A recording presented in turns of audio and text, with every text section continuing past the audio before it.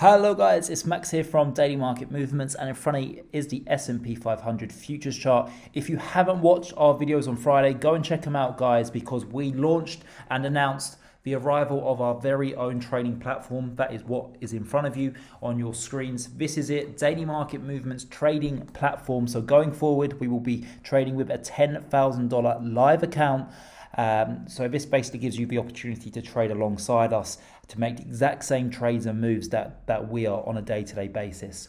So as I mentioned, in front of us is the S&P 500 Futures markets. I opened a trade here selling the S&P 500. I was in a significant amount of profit. We did have lows all the way down at 4,130-ish prior to the US markets opening, and then literally once the markets have opened, we've shot up towards the upside, pairing a lot of those losses.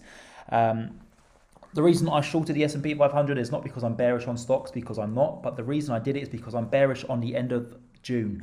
Seasonality has to come into play, and historically speaking, if you would have shorted the S&P 500 for the past 22 years with only 12 days to go during the month, you would have made money when you come to close out towards the end. So I thought, due to it being a very bearish time of the year, we would see a pullback. But so far that hasn't been the case. We've shown some strength today, but it's still very early. There's still plenty of trading sessions to go.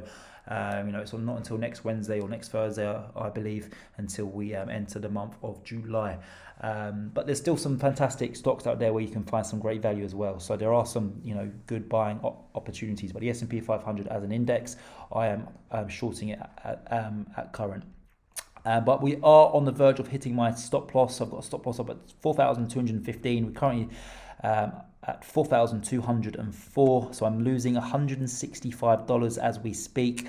But that's kind of, weighed up against our goal position, which is making $200. So overall, we're only -7. But also great news is that my crude oil trade hit take profit last night. So I made $416, meaning that so far I have added 3.5% to my account, making $356.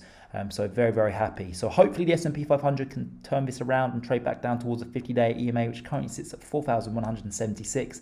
But if we do hit my stop loss up at 4,215, it won't be the end of the world, and I'm sure that there'll be another selling opportunity which will present itself, especially if we do trade higher going into the end of June. So make sure to come back tomorrow to see how this position performs. Also guys, I've left a link to our trading platform at the top of this video's description, so make sure you go and click on that link, create a demo account. You can get a feel for our new trading platform.